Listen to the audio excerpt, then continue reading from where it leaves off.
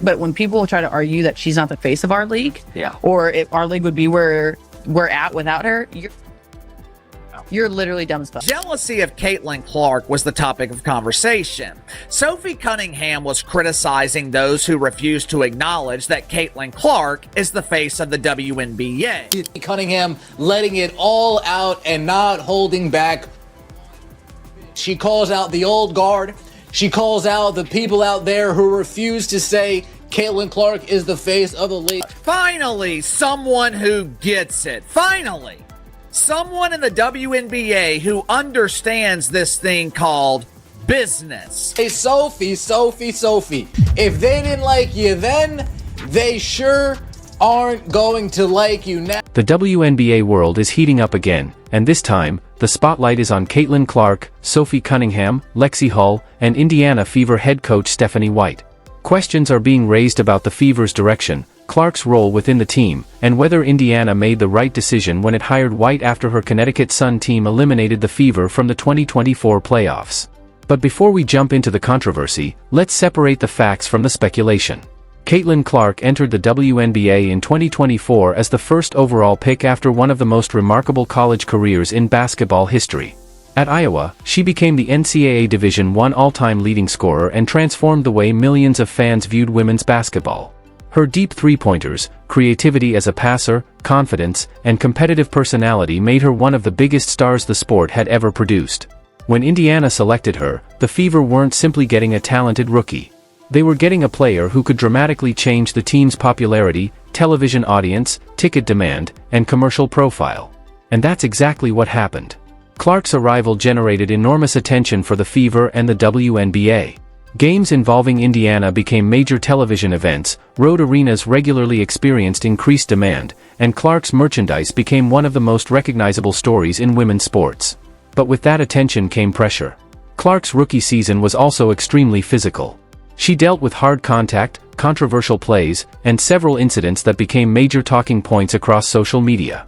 Some fans believed opponents were deliberately targeting her. Others argued that Clark was experiencing the same difficult introduction that many young stars face when they enter a professional league. One of the most discussed moments came in June 2024, when Chicago Sky guard Chendi Carter made a hard off-ball contact play against Clark. The incident initially resulted in a common foul before the league upgraded it to a flagrant foul following a review. The play became a national story. Later that season, other physical encounters involving Clark continued to generate debate. Every collision was analyzed from multiple angles, and every hard foul seemed to become another chapter in the larger conversation surrounding her treatment. Then came the 2024 playoffs. Indiana had finally returned to the postseason, giving Clark her first opportunity to play playoff basketball as a professional. Standing in the Fever's way was the Connecticut Sun, coached by Stephanie White. The series became memorable for several reasons, but one moment received particular attention. During Game 1, Clark was involved in a play with Connecticut's Dejonae Carrington. Carrington's fingernail made contact with Clark's eye as she attempted to defend the pass. Clark immediately grabbed her face, and the incident went viral. Importantly, Clark herself said afterward that she did not believe the contact was intentional. Carrington also denied deliberately trying to injure her. That distinction matters. It is possible to acknowledge that Clark was hurt without claiming that Carrington intentionally injured her. The two things are not mutually exclusive. The Sun went on to win the series, eliminating Indiana in 2 games. For Fever supporters, however, the disappointment didn't end there. A few weeks later, Indiana parted ways with head coach Christy Sides. The organization wanted to take another step forward and find a coach capable of turning a young, talented roster into a legitimate championship contender. And then came the decision that shocked many fans. Indiana hired Stephanie White. Yes, the same Stephanie White who had been standing on the Connecticut sideline when the Sun eliminated Clark and the Fever. For many supporters, the timing was difficult to understand. From their perspective, Indiana had just watched its young franchise player go through an extremely physical playoff series. Then, only weeks later, the organization hired the coach who had been leading the opposing team. Social media exploded. Some fans viewed the move as a brilliant basketball decision. Others saw it as a strange choice that raised questions about whether the Fever truly understood what their new superstar needed. But there's another side to this story, and it deserves attention.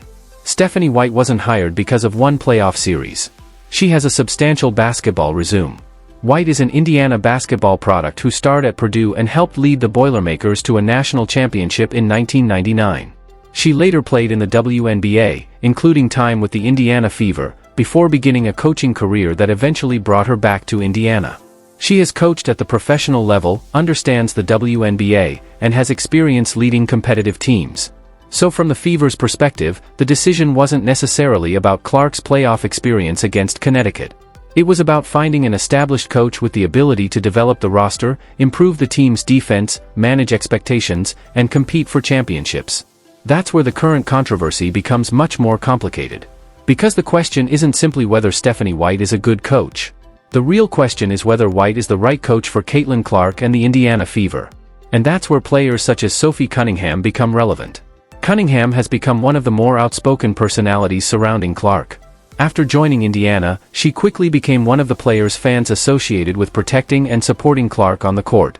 Her competitive personality and willingness to speak openly have made her particularly popular among Fever supporters. When Cunningham defended Clark during a heated game, the moment went viral. Fans saw something they had been asking for, a teammate willing to stand beside the team's biggest star when things became physical. That moment helped turn Cunningham into a fan favorite. It also contributed to a much larger discussion about Clark's place within the WNBA. Does Clark need more protection? Does she need a different offensive system? Does Indiana need to build the entire team around her strengths? Or is the current situation simply part of the normal growing process for a young superstar?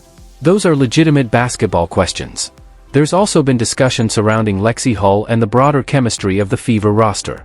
Hull has developed into an important part of Indiana's lineup, and the relationship between Clark and her teammates has become a major storyline as the franchise attempts to build a long-term contender. But here's the key point: fans should be careful about turning every player comment into a declaration of war against the coaching staff. Social media can transform a casual remark into a controversy within minutes. A player saying that Clark needs more freedom doesn't automatically mean that player believes the coach is failing. A teammate praising Clark doesn't necessarily mean there is conflict inside the locker room. And a player defending Clark after a hard foul doesn't prove that the entire league is against her. The reality is probably more complicated. Clark is still developing as a professional player. The Fever are still developing as a team. White is still establishing her system, and Indiana is attempting to balance immediate success with long-term roster development. At the same time, there is no denying that Clark has changed the expectations surrounding the franchise. Before Clark arrived, Indiana was rebuilding. After Clark arrived, every game became an event. That creates an enormous amount of pressure on everyone involved. The coaching staff is expected to win.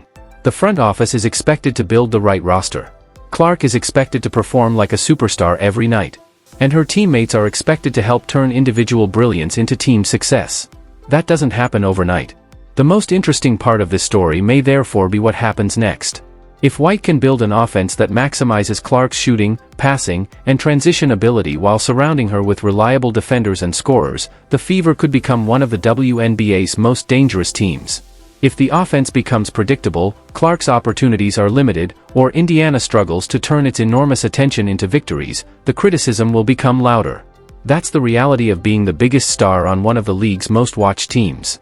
So, is Caitlin Clark being held back? There isn't enough evidence to make that claim as a fact.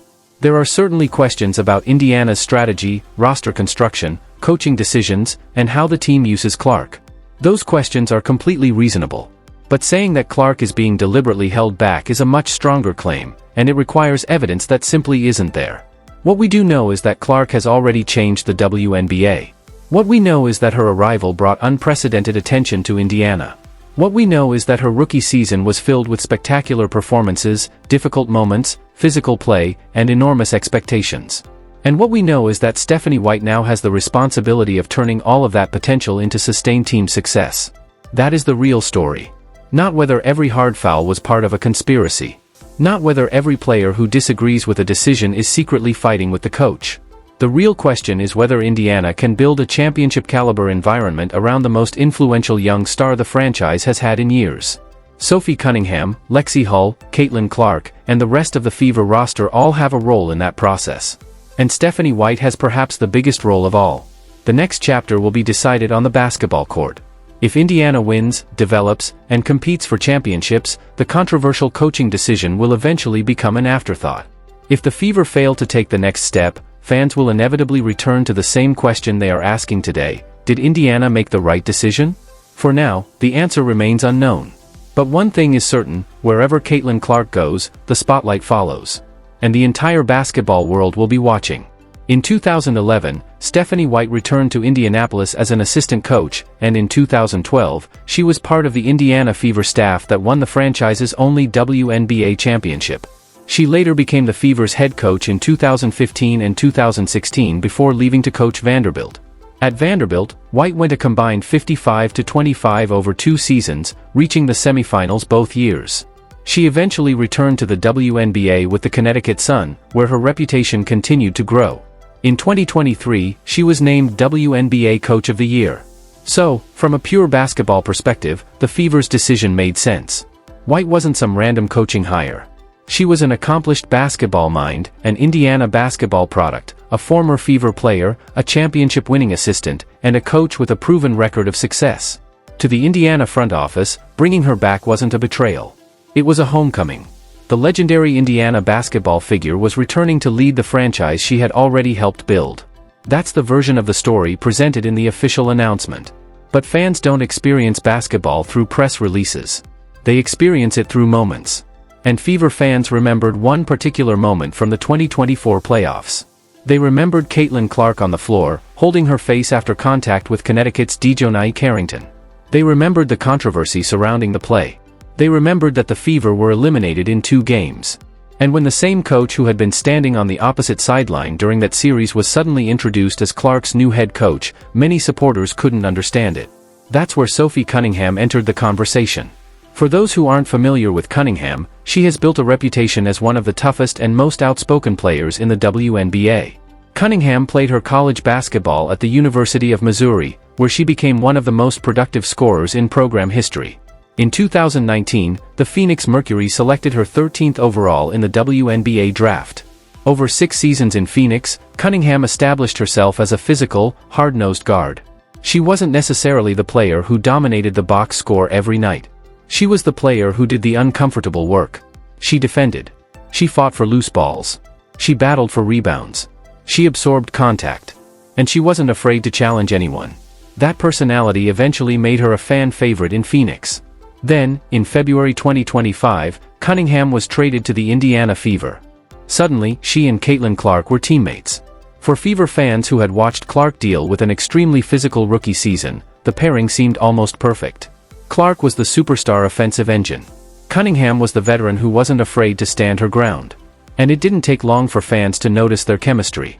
One of the biggest moments came during a June 2025 game when Cunningham intervened during a confrontation involving Clark. The image of Cunningham stepping into the situation quickly spread across social media. Fans loved it. Almost immediately, Cunningham was embraced as Clark's protector. The nickname, Clark's Enforcer, began circulating among supporters. But Cunningham's support for Clark wasn't limited to what happened on the court. In July 2025, Cunningham and West Wilson launched their podcast, Show Me Something, and Cunningham quickly demonstrated that she wasn't interested in carefully scripted answers. During one discussion, she was asked about people who claimed Caitlin Clark wasn't the face of the WNBA. Her response was blunt. Cunningham argued that the league has plenty of talented and recognizable players, but denying Clark's impact was simply unreasonable. And her larger point was even more important. According to Cunningham, the growth surrounding Clark benefits everyone. More viewers means more attention. More attention means more opportunities. More opportunities mean more revenue. And the entire league can benefit from that growth. Her argument was essentially this: players don't have to love the attention surrounding Clark to recognize what it has done for the WNBA. The league's visibility has increased. Television audiences have grown. Arena demand has increased. Commercial opportunities have expanded. And players throughout the league have benefited from the rising profile of women's basketball. Cunningham's criticism was therefore aimed at something bigger than one player. She was questioning the resentment she believed existed toward Clark. And because she was a current WNBA player speaking publicly, her comments received far more attention than the typical fan argument on social media. That distinction matters. Cunningham isn't a commentator sitting outside the league. She has spent years inside it. She knows what professional locker rooms are like. She has played against some of the best players in the world. She has experienced the physicality of the WNBA herself. And she has now spent time sharing a locker room with Clark. That's why supporters put so much weight on her opinion. Cunningham grew up in Columbia, Missouri, in a basketball family. Her mother played basketball, and her older sisters also played at Missouri. Naturally, Cunningham followed the same path. At Missouri, she became a 4-year starter and finished her college career as one of the program's all-time leading scorers. Her personality was obvious even then. She was the kind of player who would throw herself onto the floor for a loose ball during a preseason game. That competitiveness followed her into the professional ranks. Phoenix selected her in the first round of the 2019 draft, and she spent the next several years developing a reputation as a physical role player who coaches trusted. She wasn't usually the headline. She didn't need to be. Her value came from doing the little things. Then she arrived in Indiana, and suddenly her role was different. She was now playing beside one of the most famous athletes in women's basketball. And the relationship between Cunningham and Clark became one of the most closely followed teammate dynamics in the WNBA. They joked with each other publicly. They challenged each other. They appeared comfortable around one another. And Cunningham has spoken about Clark with a level of affection that doesn't sound like manufactured public relations. At one point, Cunningham explained that money wasn't the main reason she wanted to remain with Indiana. She wanted stability and, more importantly, she wanted to remain with the people she had grown close to. That matters because it provides context for why her comments about Clark carry so much weight with fans.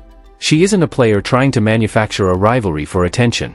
She isn't someone who needs to establish herself as the face of the franchise. She's a veteran who found herself in a situation she genuinely enjoyed. And when she speaks about Clark, fans hear the perspective of someone who has actually shared a locker room with her.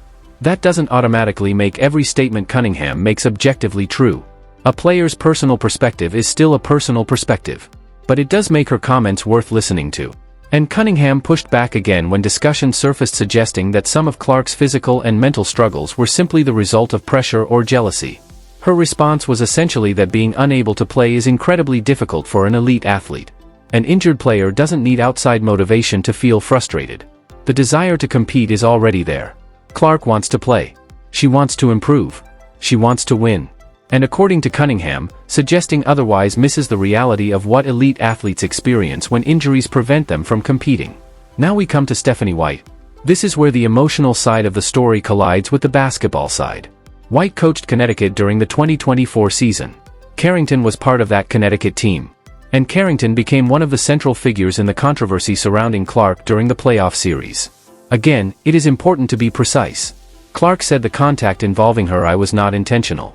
Carrington also denied intentionally trying to injure Clark. There is no reason to turn an accidental or disputed basketball play into a proven conspiracy. But fans don't necessarily remember the incident that way. They remember what they saw. They remember Clark on the floor. They remember the lack of a foul call. They remember the controversy. And they remember that Stephanie White was the coach on the other sideline. So when White was hired by Indiana, those memories returned immediately. That is why the reaction was so emotional. The issue wasn't simply, is Stephanie White a good coach? The issue was, why would Indiana choose this particular coach after everything that happened? That distinction is critical. From the front office's perspective, the answer was probably straightforward. They wanted an experienced coach. They wanted someone with championship experience. They wanted someone who understood the organization. And they wanted someone capable of improving Indiana defensively. Those are legitimate reasons. But fans aren't spreadsheets. They don't watch defensive rating charts. They don't experience basketball through efficiency statistics. They experience it through emotion. They remember their star getting knocked down. They remember the games that made them angry. They remember the moments that made them feel their team wasn't protecting its most important player. And that is why the White hiring became much bigger than a coaching transaction. For some supporters, it became symbolic.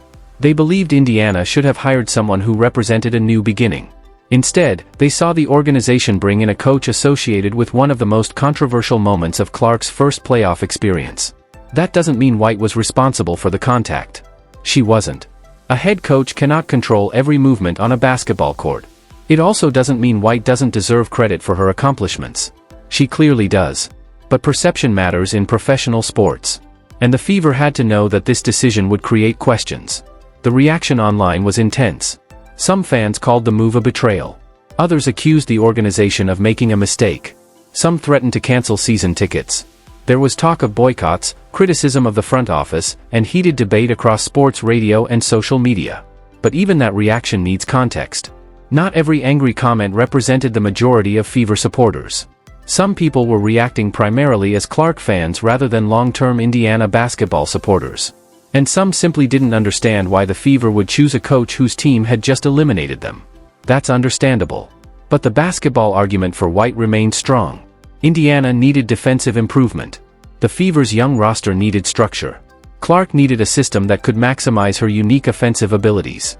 And the franchise needed a coach who could handle the enormous expectations surrounding the team. White had already demonstrated that she could coach winning basketball. So the real test wasn't whether she had the resume. She did. The real test was whether she could make that resume work in Indiana. Could she build an offense around Clark without making the team predictable? Could she develop the supporting cast? Could she improve the defense? Could she create an environment where Clark, Cunningham, Lexie Hull, and the rest of the roster could thrive? Those questions matter far more than one controversial moment from the 2024 playoffs. Because ultimately, the court will decide whether Indiana made the right choice. If White turns the Fever into a championship contender, the controversy will eventually fade. If Indiana struggles, fans will revisit every decision that led to the hire. And that is what makes this story so fascinating. Caitlin Clark has changed the expectations surrounding the Fever. Sophie Cunningham has become one of her most vocal teammates. Lexie Hull remains an important part of the team's development. And Stephanie White now has the responsibility of bringing all of those pieces together. The question isn't whether there is a conspiracy. The question is whether Indiana can turn unprecedented attention, young talent, veteran experience, and elite coaching into actual championships. That's the story worth watching. Because when the next season begins, none of the arguments on social media will matter nearly as much as what happens between the lines. From a fan's perspective, the emotional reasoning behind the Stephanie White hiring was difficult to understand. Even if the basketball reasoning was perfectly defensible, supporters couldn't forget the image of Caitlin Clark on the floor during the 2024 playoffs while the opposing coach stood nearby. And then another detail emerged that made the situation even more complicated. According to reporting from the Chicago Sun-Times, the Indiana Fever had considered Stephanie White before they officially fired Christy Sides. Think about the optics. The Fever had apparently been discussing their next head coach before the previous coach had even left the building. Depending on how the league's rules and bylaws are interpreted, that may or may not have violated any regulations. But from a public relations standpoint, it was awkward. To fans, it looked like the organization had already decided on White. It made the transition feel less like a carefully considered coaching search and more like a decision that had been made behind closed doors. By that point, the controversy had multiple layers. The Fever had hired White. Fans were angry.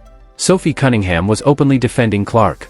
And the 2025 season was about to provide the ultimate test of whether the coaching change would actually work. When the season began, there were reasons for optimism. When Caitlin Clark was on the floor, Indiana's offense looked impressive. Under White, Clark averaged approximately 16.5 points, 5 rebounds, 8 assists, 6 steals, and 2 3-pointers per game. She was once again selected as an all-star. The system appeared organized. Clark looked comfortable creating opportunities for herself and her teammates. The problem was that she wasn't available nearly enough. Early in the season, Clark suffered a quad injury. Then came a groin injury. Then another. Additional muscle problems followed. Ultimately, she played only 13 regular season games before Indiana shut her down for the remainder of the season. For much of the year, fans watched their biggest star from the sidelines in street clothes. And that created another wave of speculation. What was causing all these injuries? Some analysts pointed toward the enormous physical workload Clark had endured during her rookie season. She had been knocked around repeatedly, absorbed countless collisions, and carried an extraordinary workload as a first-year professional. Others pointed toward her off-season commitments and the demands of playing at an elite level year-round. And then there were people who suggested the problem might have been psychological. That theory was strongly rejected by Sophie Cunningham. Cunningham argued that for an elite athlete, being unable to play is already one of the most difficult experiences imaginable. In other words, there was no reason to invent a psychological explanation for something as straightforward as an injured athlete wanting desperately to compete. Her defense of Clark was immediate and forceful. But there was another reality that fans couldn't ignore. None of these injuries proved that Stephanie White's coaching was responsible. There was no concrete evidence that White or the Fever staff had deliberately pushed Clark beyond safe limits. Yet every time Clark suffered another setback, the same online arguments returned. People accused the Fever of mishandling her. Others blamed the strength and conditioning program. Some went even further, suggesting that hiring White had somehow contributed to the problem. There was no evidence for that conclusion. But once a narrative takes hold, every new event can appear to confirm it. And that brings us back to Dejonae Carrington. Carrington had joined the Connecticut Sun after being drafted in 2021 and eventually developed into one of the league's most effective young players. Her breakthrough came in 2024 while playing under Stephanie White. She averaged nearly 13 points per game, became an important defensive presence, and was ultimately named the WNBA's most improved player. But Carrington had also become a controversial figure among Clark supporters. During the 2024 season, she was involved in several online disputes surrounding Clark, the Fever, and the rapidly changing culture of the WNBA. After one regular season matchup, Carrington criticized Indiana's fan base on social media, which only intensified the rivalry between the two groups of supporters. Then came the playoff incident. Carrington's fingernail made contact with Clark's eye while she was defending a pass. Both players said the contact wasn't intentional. Carrington later explained that she was attempting to make a play on the ball and didn't even realize she had made contact with Clark's eye. That's important. There is a difference between an unfortunate basketball incident and an intentional attempt to injure someone. There is no solid evidence proving that Carrington deliberately tried to hurt Clark. But the optics were terrible. A player who had publicly clashed with Clark supporters was involved in a controversial play that left Clark with a visibly injured eye. That happened during a playoff series. And only weeks later, Carrington's coach became Clark's new coach. It isn't difficult to understand why fans connected those events. You don't have to believe in a conspiracy to understand the emotional reaction. Sometimes the perception of a decision becomes almost as powerful as the decision itself. Carrington eventually moved on as Connecticut began rebuilding its roster. White moved to Indiana. Carrington eventually joined the Dallas Wings. The Connecticut team that eliminated Indiana in 2024 gradually changed dramatically. But the memories didn't disappear. The video remained online. The photographs remained online. The image of Clark holding her face remained one of the defining visuals of that playoff series. And every time White walked onto the Fever sideline, some fans couldn't help but remember it. But this story is bigger than Stephanie White, Caitlin Clark, or Dejonae Carrington.